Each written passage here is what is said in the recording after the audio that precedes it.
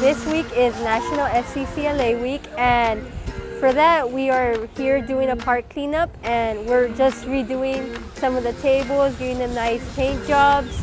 We're also raking leaves, picking up trash, and going around cleaning the park, helping out the community.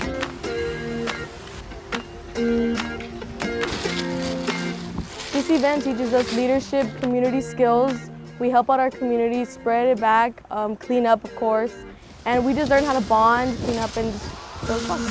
I want the kids to get so much out of it because many of our students and members don't get the opportunity or don't really know how to give back to the city.